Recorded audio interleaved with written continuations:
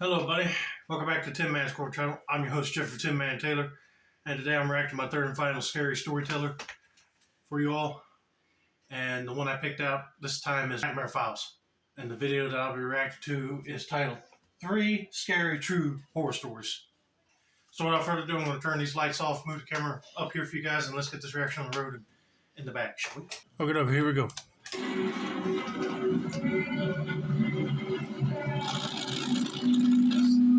Nightmare Files.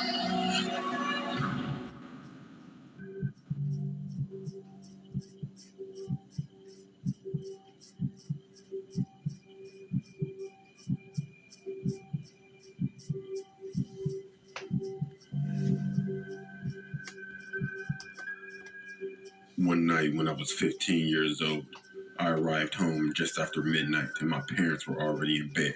Okay. I decided to leave the back door unlocked for my older brother since he was sleeping over a friend's house. Big mistake. In the middle of the night, I awoke to feel something cold and metallic pressing on my neck. Yeah, I'll say that was a big mistake, leaving your door unlocked for your brother, and now you just left yourself at the mercy of a dangerous person, probably with a knife in your throat. At first, I thought it was my brother playing a prank on me, but then I couldn't see the pitch black bedroom. Then a big hairy hand covered my nose and mouth. I couldn't breathe. I heard a deep rasping voice say, "If you make any noise, I'll kill you." After my eyes adjusted to the darkness, I could make out the shape of a man leaning over me. There was no face, just a black mask with holes cut out for the eyes. He was holding a knife to my throat. Yep, what did I tell you? Your brother would not pull no practical joke like that. This is why you do not leave any doors or windows unlocked, because someone like that would slip right on in and you wouldn't even notice it. Oh man, at this point I'd be like trying to force the knife away from his hand and knock him down to the ground and to the parents' room and let them know what's going on. This is scary. I knew my parents were asleep in the next room, so I tried to make as much noise as I could, but the man's hand muffled my screams. I kicked my legs trying to bang on the walls so my parents could hear. All of a sudden, through the screams, I can hear my parents get up and they're running towards my room. When my parents opened the bedroom door, they were confronted by a terrifying scene. All they could see in the darkened room was a big black silhouette bent over me and holding a knife to my throat. As soon as he saw the knife, my father jumped on top of the intruder and struggled with him. My mother grabbed the man's wrist and wrestled the knife out of his hand. My father managed to get his arm around the masked man's neck and began to choke him. I grabbed my cell phone and I ran outside to call 911 as my parents kept the intruder pinned to the bedroom floor until the police arrived. Thank God you were able to make enough noise by banging on the wall just so they could wake up and come help you, because if you didn't, you would have been dead and they would have found you the next morning. I just hope this dude ain't that strong to fight off both of his parents. The bedroom door burst open and a police officer ran in holding a gun yelling, "Don't move or I'll blow your head off." The police handcuffed the intruder and dragged him out of the house. When police searched the man's truck, they found a variety of weapons and some bloody clothes. It turned out that the masked man had already murdered 2 people a few days before. My family and we had no way of knowing it, but we just captured a serial killer. And the scariest part about this is that it can happen to anyone at any time. This was real. The killer's name is Adam Leroy Lane, and he'll be spending the next 25 years to 30 years in prison. What I've learned from this is to always lock my back door. Well, I'm glad you realized that, because you were just this close to sudden death because of this guy's breaking into your house because you left the door unlocked.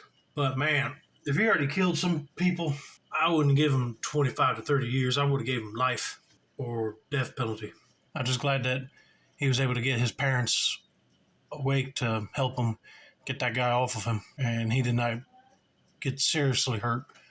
So let's get to story number 2.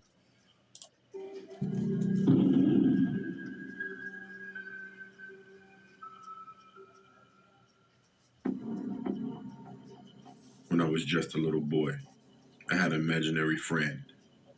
Well, at least I thought he was an imaginary friend. Today I'm not so sure. I would see him from time to time around my house. He was a man and he lurked in the shadows. He was completely black from head to toe and his skin was charred and pockmarked, like a burnt match. I couldn't make out his face or any other features. All I could see were his red eyes. He had the most terrifying red eyes I've ever seen. Oh, that's one imaginary friend that nobody don't want to have. Because I guarantee you that he's probably a dark, evil entity from hell, probably. It might have been a ghost of a person that was deleted from this earth by fire, or a killer that came back in that form. I don't know. That's just creepy to hear. And even now, when I think of them, it gives me the chills. He appeared at a random and without any warning. I would be playing with my toys and all of a sudden he would be there. He never made a sound. He never said a word. He never did anything except stand there staring at me and smiling. Then he would vanish as quietly as suddenly as he had come. As time went by, I got accustomed to his presence. It got to the point where he would just appear and I would just glance at him, then go back to playing with my toys. I could always feel his eyes as he was just standing ever so close and ever so far away at the same time. Hearing that just makes my skin crawl. He's a young kid playing with his toys, and this entity keeps showing up, smiling at him, and then disappears. If I heard my kid tell me that he has an imaginary friend, but he's burnt up looking with glow red eyes, I'll be like either taking him to a psychiatrist to get him evaluated or get a priest to come in there and bless the whole house just to make that thing go away. My family knew about him, but they never saw him themselves. My mother and father thought it was cute that I had an imaginary friend, but when I described him to them, they got a little creeped out. My sister was the only one who believed me. She's the only one who believed he was real, and she said it scared her. One time, I had just finished going to the bathroom and I started washing my hands. I was standing on a little stool so I could reach the sink. All of a sudden, I saw the man out of the corner of my eye. He was walking up the stairs. I called my sister and told her the man was here. She came running over, but just when I was about to point out the man, he walked backwards down the stairs until he was out of sight. When she left, he came creeping back up the stairs. I gave up trying to show him to people because he clearly did not want to be seen. Eventually, my parents moved out the house. I remember seeing the man with the red eyes watching us as we were moving and the van pulled away. He didn't follow us, and I didn't see him again after that. I dismissed him as a figment of my childish imagination. Years passed and I forgot about him. Then, one night, when I was 16 years old, I was walking upstairs to my bedroom. It was after midnight. As I was walking down the hallway, something emerged from one of the other bedrooms. It stepped out into the light and I realized, to my horror, that it was the man with red eyes. I stopped in my tracks and I froze. My heart was in my throat. He just stood there staring at me. Oh, heck no. I would have been thinking it was a figment of his imagination too. And he moved out. He wouldn't have seen it again. But nope, I was wrong. He's back. The red eyes burned bright and he flashed me a malicious smile. Then, still staring at me, he slowly walked across the hallway into my bedroom. If this was a movie, perhaps I would have chased him down and forced him to tell me who or what he was. Perhaps it would have ended in me fighting to the death, but this wasn't a movie. It was real life, and I did neither of those things. I simply turned around, ran back down the stairs, and fled from my house. I sat on the curb outside, shivering and shaking until dawn arrived. I haven't seen him again since then. Well, you hope and pray you don't ever see him again. If he keeps coming back, like I said earlier, call a priest to do an exorcism and get that thing away from you. Or yell out saying, I don't want you here around me anymore. I'm just glad that he don't deal with this thing anymore. It's gone. And hopefully it stays that way.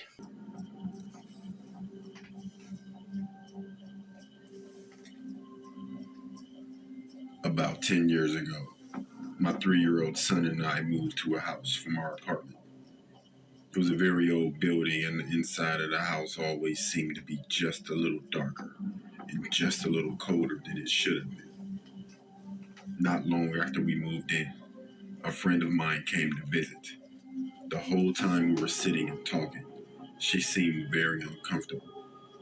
When I looked at her face, I noticed that something in the other room had caught her attention.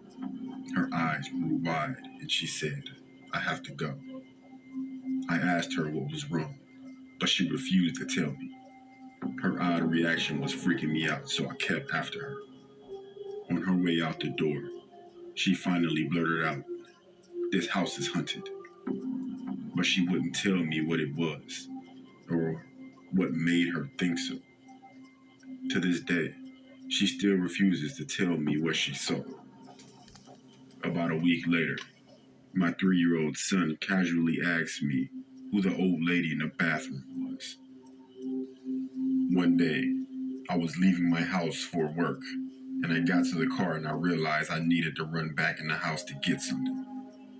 I walked into the house, and as soon as I got inside, this framed photo on the wall shot off the wall. It didn't fall down. It shot horizontally away from the wall, and it landed on a mosaic table with enough force to break some of the tiles off of it. Oh, dear God. Well, there's your answer right there, sir. Your friend was just too scared to even say what she saw that made her think the place was haunted. But now you got proof. A picture flying off the wall and hitting the table so hard it cracked the mosaic tile on it. You got some poltergeist activity, probably. That is just creepy to hear that your 3-year-old son said he saw an old lady in the house in the bathtub. At that point, I'd be like trying to dig into the research part of the house and see if there was any violent acts of murder there or some satanic thing happened. I felt like whatever was in the house was pissed, and that I came back in after it thought I had left for the day. After living in the house for about 6 months, I noticed a weird square cut into the boards on the deck. There was no handle, but I was able to pry it up. The hole was just big enough to fit through, and there was a ladder going down. For some reason, I went down and I found myself in what looked like a homemade basement. It was basically just a room dug out of the earth, with no constructed walls or stone supports or anything like that. It was very dark, but I could see something over in the corner. It was a suspicious looking stone. It looked like one of those old headstones you see in cemeteries. Just then, some insects started jumping on me, so I got out of the basement as fast as I could and never went back. Now this is the part that affected me the most. It's also the reason we left the house. One night I was in bed laying on my stomach just about to fall asleep, and I heard someone walk into my room. The footsteps came from the doorway over to my bed. I didn't realize until later that the fact that I heard the footsteps was weird because the room was carpeted. When the footsteps reached my bed, I felt someone put their hands on my back. 2 hands, just gently laid flat on my back and kept me there. I assumed it was my son. "What are you doing?" I asked, but there was no answer. I looked up. No one was there. I got up and checked my son's bedroom, and he was in bed fast asleep. We moved out soon after that, and we never looked back.